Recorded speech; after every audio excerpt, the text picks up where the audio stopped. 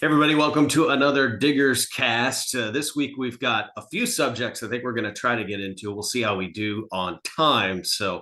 Appreciate everybody who's been jumping in, following along, making some comments on either Facebook or giving us some likes on YouTube. But continue to share that, spread it out. It just helps us kind of get the conversation out, and we're looking at some ways too to try to take this to a more maybe live time so that you guys can all actively comment or pose questions or your thoughts while we're digging into some of these different topics. But this week, we'll start out with something that Matt, you came up with, and that is the idea of like preparations for a race, like what you do maybe once you're at the track or to get to the track, and then right down to maybe some, I don't know, superstitions or rituals, things you try to do to get yourself ready for a race. So I'll let you expand on that.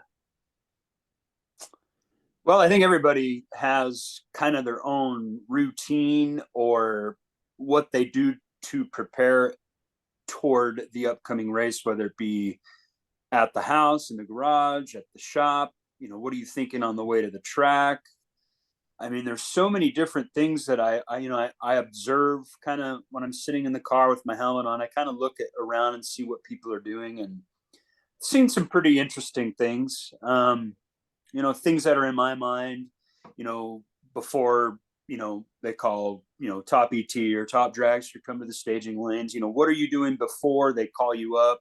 What are you doing, as you prepare the car to go to the race? I mean, there's so many different things that people like to do. Me personally, I'll go through the car pretty much like I posted in my video yesterday, just checking bolts. And, when I get there, I have the routine of getting the car out, getting the tech card filled out right away, get that out of the way. So all that I have to do is go to tech or take it to the tech director.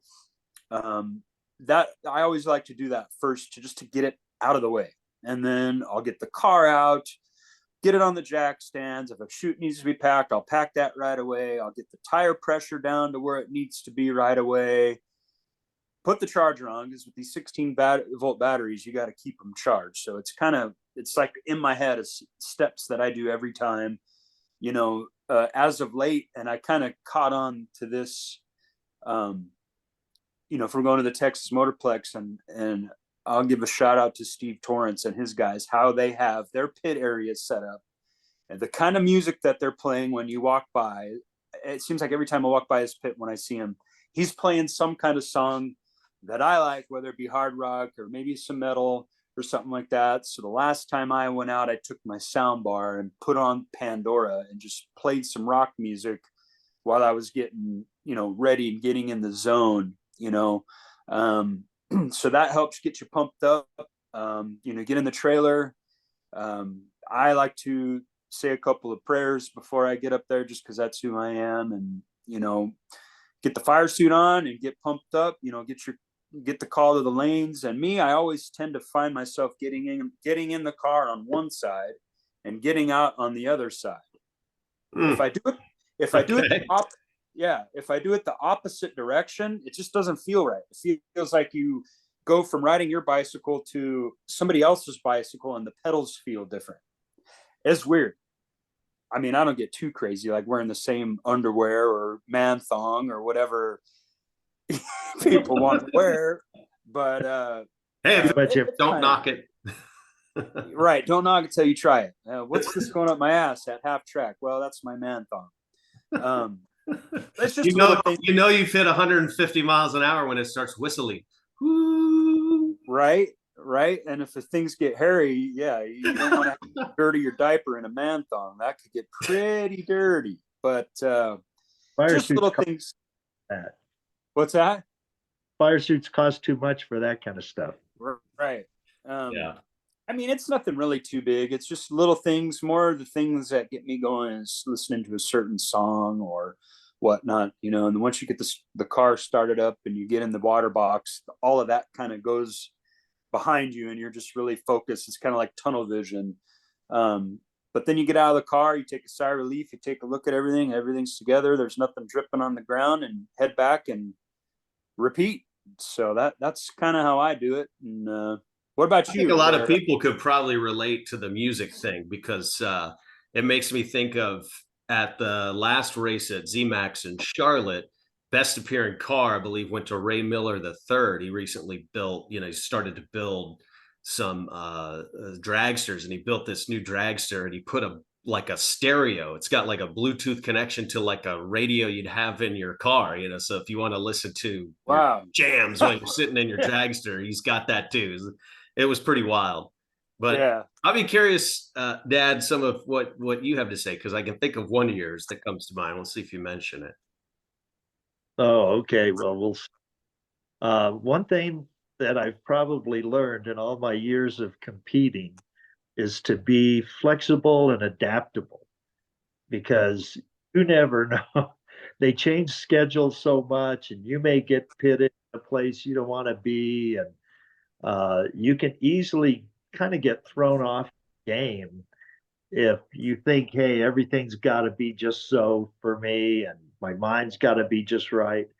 And then if something throws a monkey wrench into that, you get all upset, and then you're not in the right place where your head ought to be.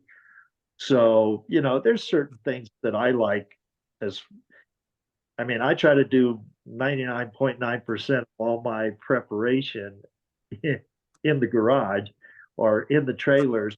I bring the car out and set it out. It's ready to go. Yeah, you got to check tire pressure and stuff like that. But then at that point in time, I'm really focused on what's the weather station doing, what's kind of going on, listening to the track announcer as far as what's going on the track, what are they doing with the schedule. If the first time out, meaning the first day of an event, I may hit the practice tree a little bit, or I may actually go up to the starting line and just make some observations about what's going on and what people are doing. Pay attention to some of the other categories or guys in super gas or super comp that might run before me. Are they all going really much quicker or slower? That might give me an indication of where the track is at, or that people aren't really reading their weather station correctly. Because there's plenty of times when you can look at your weather and it says, hey, you're going to run quick. You don't run as quick as you think you're going to run for whatever reason. So no special is probably one thing that I just do religiously. And that's when I go to get in the car, I get in from the left-hand side, the driver's side, if you will, and get out that way. It just feels more comfortable for me to get in, raising my right leg up to get into the car, as opposed to doing it the opposite. You Right. could do much difference, but feel comfortable doing it that way. I'm not even standing there talking to people on the other side of the car. I'll go all the way around to get in the car. Yeah, I So do the same. I always get in from the left side of the car. I think just because of, like you say, it's the driver's side of the car. You're just kind of used to entering from that side or something. But I haven't found myself really getting onto any like real rituals or things. But I'll say that I think would just be, people are creatures of habit. So I've found myself sort of like trying to pull into the relatively same pit spot. Not because I think it's like it brings me luck, but it's just like this is where I pitted last time, and this is where I pitted the last 3 times. So this is like kind of my spot. So I keep pulling into the same spot. Or there's been times I've listened to music or I've noticed like, oh, I tend to get a little looser if I'm sitting in the car with my helmet on, singing like AC/DC Back in Black or something, tapping my feet, like, different things I've noticed just that way, but I haven't landed on something that I'm doing every time. Um, but yeah, maybe there's something to the fact of trying to sort of repeat, since bracket racing is such a consistency game, it's kind of like, well, if I show up at the track and I park in the same spot every time and I get the the car out and situated and I I charge it first, then I fuel it, then I do, that kind of thing in the same order, then you sort of know where you're at in your head. Or if you forgot something, it kind of jumps at you like, oh, I didn't do that, because I'm off my sort of routine. Um, one thing I thought you were going to say, Dad, was Entenmann's chocolate donuts. I was going to say, after I finished talking, it's like, oh, I know what you're going to say. My breakfast of champions, right? On race day or whatever, I've got to have my little chocolate donuts that I'll have with coffee for breakfast. Yeah. When you guys were mentioning how you get in the car, I do the complete opposite. Oh, you get in from the other side? Yeah, I get in from the passenger side. Okay. And I get out on the left-hand side. So I'm moving from right to left. It's never the opposite. That's a good point you make too about trying not to get too stuck on maybe a routine or be flexible. There's been times where it's like, yeah, I'm trying to run the same lane every time because I feel like, again, it's a consistency thing. That lane, the car's repeating in that lane, stay in that lane, and then something happens, you get into one of those situations where it's an odd pull of cars, and so then they pull one to the other, and now you're in the right lane, and I wasn't prepared for that kind of thing. What can you do? So yeah, I hear you there. It's kind of interesting when just observing and people watching, racer watching, and but like he said, you got to be flexible because you never know. Like when I was at Ennis in August, calling up there, and all the nerves for that, and as hot as it was, right before I go down, a guy oils the track, so have to get out. It's just, yeah, it kind of can be that way sometimes. So I can't really think of any other routines that I might do or you do. I don't know. I mean, there's so many other topics to talk about here, but what was your second good topic that you were going to bring up here tonight? What was it again? Well, we were going to get into something about this whole shot clock. That's a big discussion that's going on with bracket racers because I forget. I think it's a race down in Florida that they're going to do, or maybe it's not Florida, maybe somewhere in the South, like Gulfport or something, but that they're going to implement this 30-second shot clock of, that's the amount of time you've got to get your burnout done, back up, stage, and make a pass. And, as far as I understand it, that's all come about because a lot of these big money bracket races have seen 400 and 500 entries, maybe not that many cars, but they let you double. And then there's a buyback or reentry round. And so there's been some situations where a few races throughout the last season ran into where they couldn't complete a race, whether something happened on the track is like any little bump in the whole race throws it off, and then you have to call it, or you're down to maybe the third round and you're splitting and giving everybody the pot split at third round, and nobody's happy with that sort of thing. So people are getting kind of grumpy. Why can't they finish this race? And there seems to be some focus on like, well, it's because the dragsters are burning out past the starting line, or no, the door cars are waiting for the dragsters to go and they're putting a big burnout on, and then they're taking forever to get up there. Now, I've only been to kind of one quote unquote big money race, and that was the loose rocker deal last year. And I don't remember, they had like 300, 400 entries kind of thing. But, there was a situation where I was in going into fifth round. We had just got fourth round done. I was still in it going into fifth, but there was like a couple pairs left to run. Somebody oiled the track down.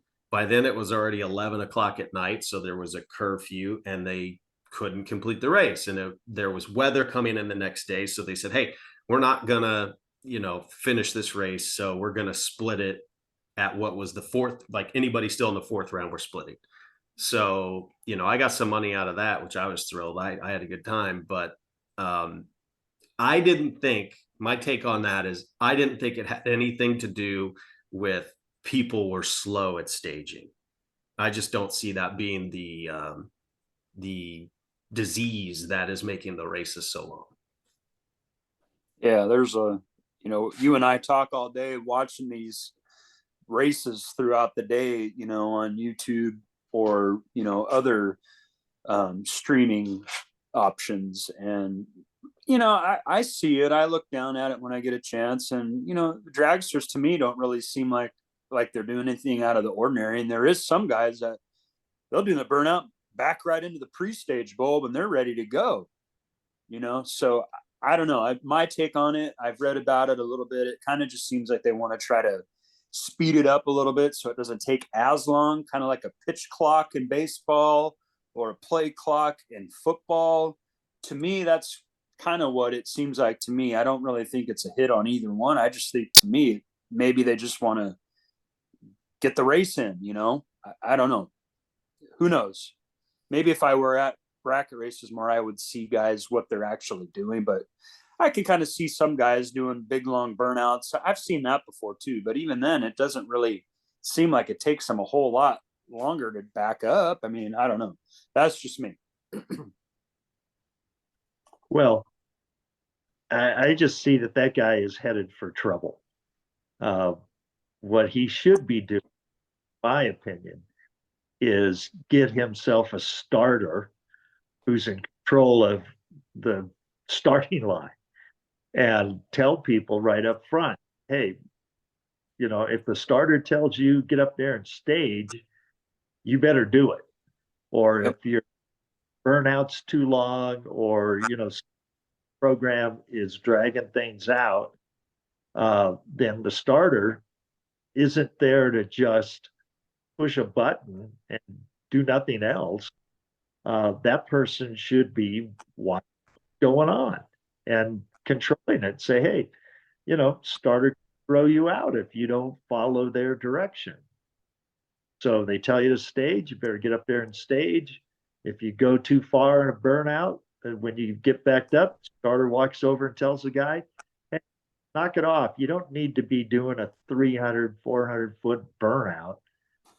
Get back and, trying to get our program run or whatever. I mean, whatever the guy is going on, I guarantee you the vast majority of racers are doing their burnouts, getting staged, and that's not what's slowing up their pro.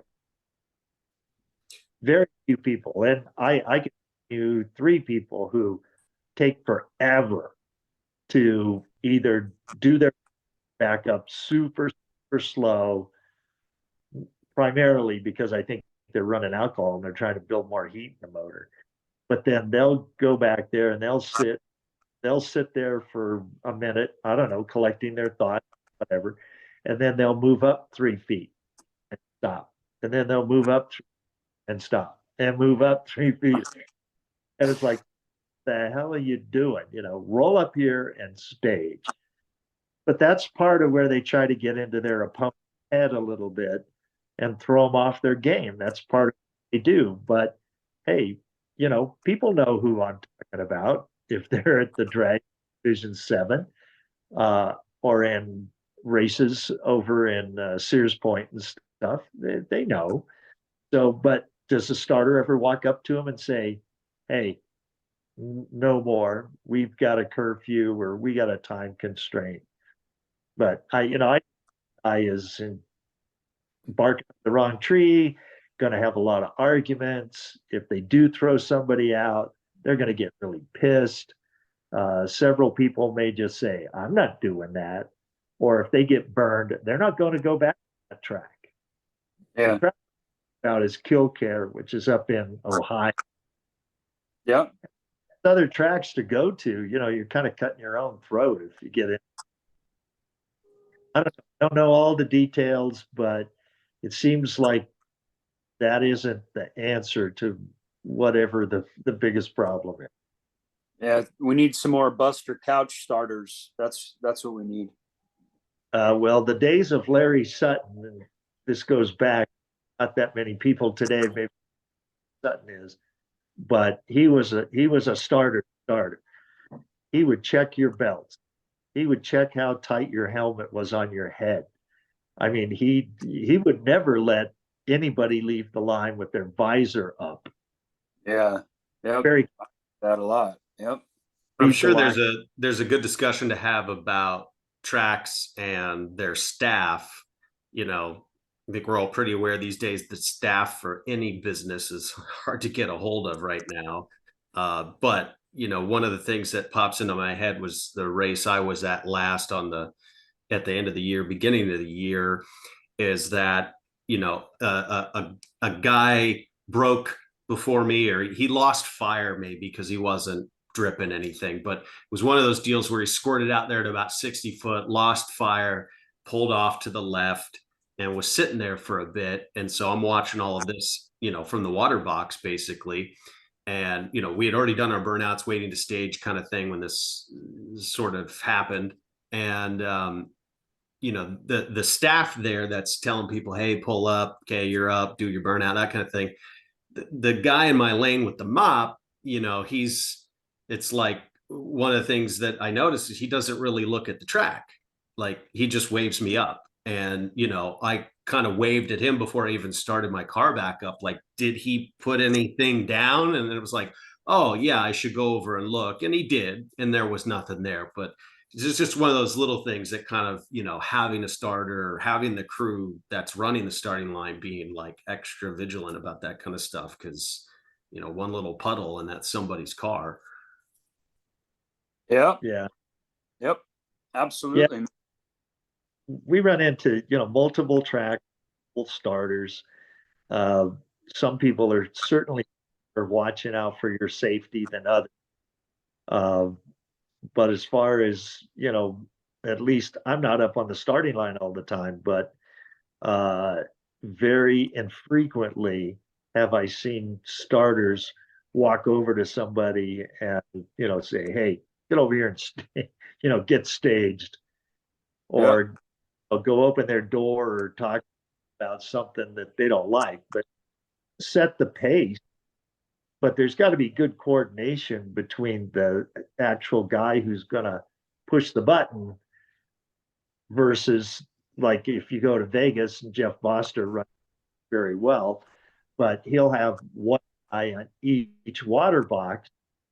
But if those guys aren't with the starter, you know, they could hold you back, or, you know, you just roll up there and start your burnout. It may not be safe. You know, not everybody's watching what's going on. Well, in fact, Matt, you posted something, I think, where that right next to that blown dregs, and all of a sudden the guy starts doing a burnout. He almost ran over the guy's foot. Yeah. Uh, Well, yeah. he was lucky to get out of the way. Or I think, you know, it was Roy Hill got run over, getting Yeah. back that guy in a dragster. Right. You know, the people on the start, you know, I mean, they're out there all day long, hot or windy or cold or whatever. And, you know, it's kind of a thankless job in a way, but they really have to be on their game all day as to what's going on up there to keep the show running, but not have any accidents. Right. Well, there was also that video I shared toward the last part of the season. I think it was at the Vegas National or Divisional. Do you remember that video that I shared where we're watching Supergas? You could actually see the oil in the finish line, and two people almost crashed. They were all sideways and all that in the finish line. And from the tower view on NHRA.TV, you could see the oil on the track. I sent both of you that video. That 2 or 3 people went down the track before they recognized it, and a couple guys, they almost lost it. And that's on the starter. No offense, but you got to. Well, and I think that's also some of on that there aren't the staff that maybe there used to be to have down track spotters, guys looking at the track at the top end to make sure somebody didn't put something down. Right. Well, I agree with Uncle Terry. There needs to be starters who do more up there than just flip a switch and, you know, stare into La La Land at the Christmas tree, you know. Well, and I go back to my original point. I think the whole kind of, you know, whatever you call it, disease or issue of not finishing some of these. And this is really like a big money bracket race problem. This isn't an NHRA event problem. Typically, like if there's a problem with a race not getting finished, it's because of weather for them, and they figure out how to squeeze in the pros for TV. And then, guys like you run a top dragster, get the shaft. It's like, well, you can run on Monday, or we'll finish it up in, Phoenix in 2 weeks or something. But I think the issue lies with, if you have a certain amount of cars, you got to know, like, if we have 400 or over 400 entries and we're running a good program where we're getting a pair down every 60 seconds or so, well, that's all fine. The issue is we got to run a re-entry round now, because we said we do re-entries and we want the buyback money to build up the purse to be so big, because we said we're running for 100 grand.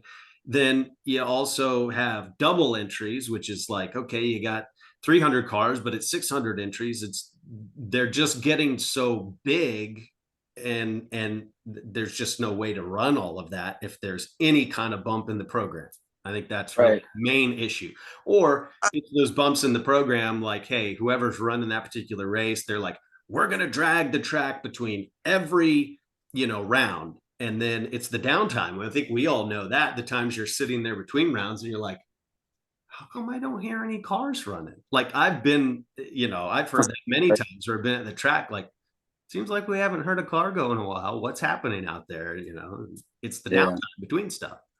Right. Well, run a couple of big money bracket races, and they're getting down the track pretty good. But I've always really wondered, eighth mile versus the whole quarter mile. Apparently you can run more cars in an eighth mile, but I did that at Sears Point and I did that at Vegas, and cars still had to get all the way down to the turnout and turn off the track before they would send the next pair.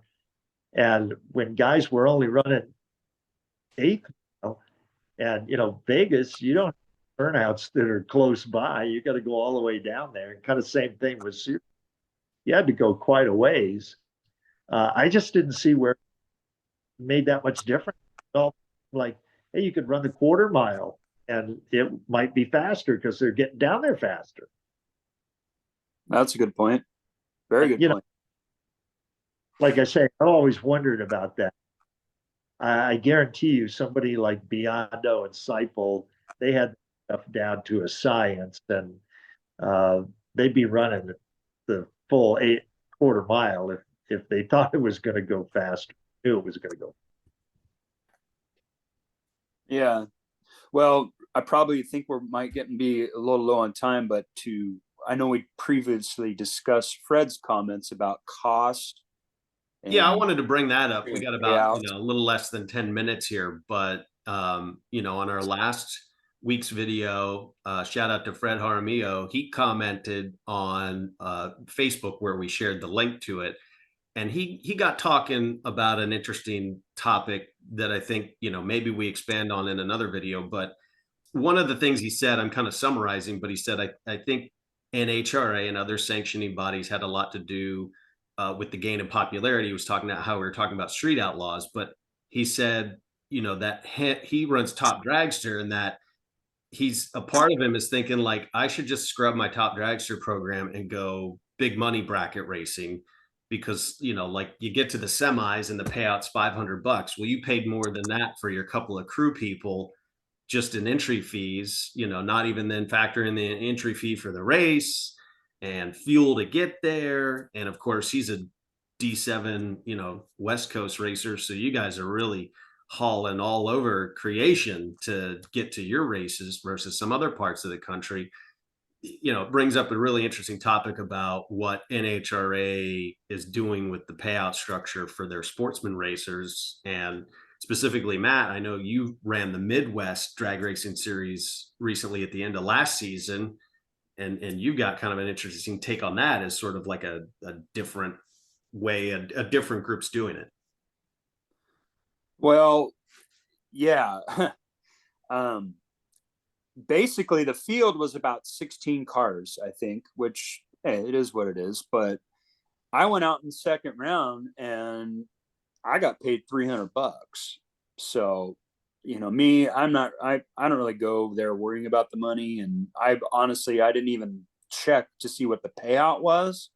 That wasn't what my main focus was. But like I told you guys, I'm just sitting here one day and I see an envelope show up in the mail that has XRP on it.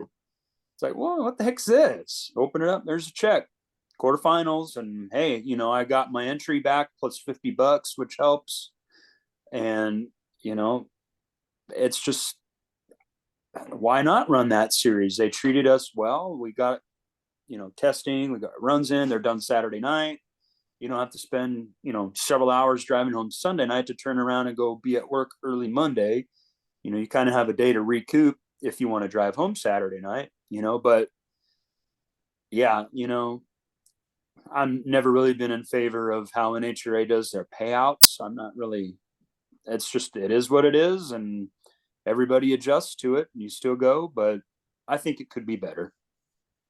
What do you think, Uncle Terry? Well, you know, I hear Fred. I feel your pain, Fred. You know, and 5,000 miles last year going to all these races, towing miles, and didn't even go to as many as like Fred went to. He probably spent twice as much hauling his stuff around because he went to all kinds of tracks last year. Spent a lot of money, obviously. But you know, the reality is, hey, if we think we're racing for money, we aren't. If you want to go big bracket racing, probably your best chance to make the most money isn't like at a fling or whatever. You got 500 guys there. Only 6 are going to make the split, or something along those lines. So, you know, not that many making that much money there either. But some of these races where maybe you only have to go 6 or 7 rounds to pick up 5,000, 7,500, 10 grand, I would tend to focus on those if I was just like, hey, I just want to go to try to make as much money as I can. Unless somebody's paying the bills for you, so they're paying a $2,000 entry so you can race for $300,000, $400,000 and that kind of stuff. Well, that's great, but very few people really making any money at that. I mean, it just, Yeah. you know, Yeah, my question is, you know, like anybody from NHRA is watching this, but who knows? Is just how can, you know, how can like the Midwest Series, for example, run that program that you went to, Matt, with, you know, the entry fee being probably not too dissimilar from what you'd pay to go to, you know, a divisional race or something, maybe even a national event at NHRA's event, and the pay be so much more better for the racer. Isn't about trying to make money off of this, but by being able to go around, you covered your entry fee. You know, why I just don't understand maybe why the NHRA can't figure out, or is not willing to figure out, how to support the sportsman racer a bit better with their payout structure. And I think some of it gets back, and I don't know, Dad, you can maybe comment on this quickly better than I would know, but it almost seems like there used to be a much more robust contingency package with NHRA races that maybe isn't there anymore. So NHRA is like, hey, we're just doing the same structure of pay we always did, but it used to be, well, hey, you know, you runner up or won an NHRA event and you could reap another $3 grand in contingency money off the stickers you had on your car. Maybe that's not the case anymore.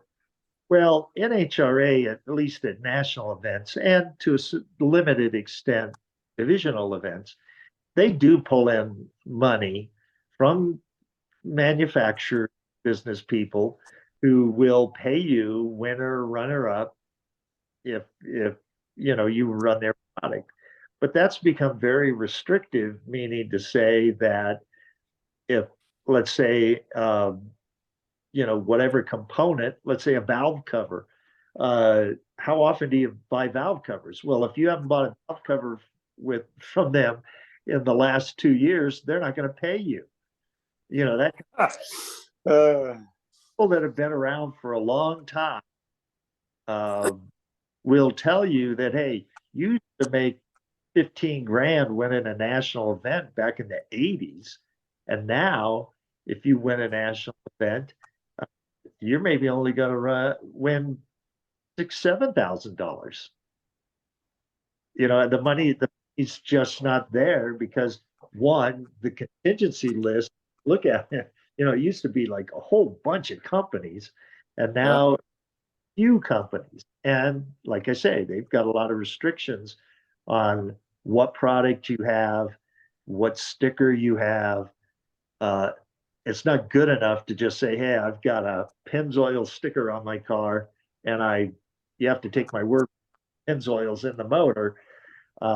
No, you got to show proof that you bought the Pennzoil and you bought it within the last 6 months or a year or whatever. You look at it all, you're just like, you know what? I'm not buying a new set of valve covers every couple of years or whatever, and just not going to do it. You know, so and a lot of companies also are really good at paying, provided you meet all their criteria. But there are a select few, and people know who they are, who don't pay, and you call them. It's like, why aren't you paying? And yeah, you shouldn't have to chase down your contingency money like that. it named some companies that probably 3 different times where contingencies were as valid as they could be. They never paid. Wow. Never. Wow. So buy their product anymore? Absolutely not. Right. Right. Well, that takes us down to kind of the final 60 seconds. So I think it's a good part here to just say, hey, you know, if you want to leave us a comment about a topic you'd like us to discuss, or, you know, like Fred left some comments on our last video that, you know, were really good to get into here. We want to see those. And if you can keep commenting, sharing, and we're also going to look into some ways maybe to do this live. So would love to hear your thoughts on if you'd like to see this in a live fashion, that then you could comment in real time with us. But thanks for checking out another Diggers Cast. We'll catch you on the next one.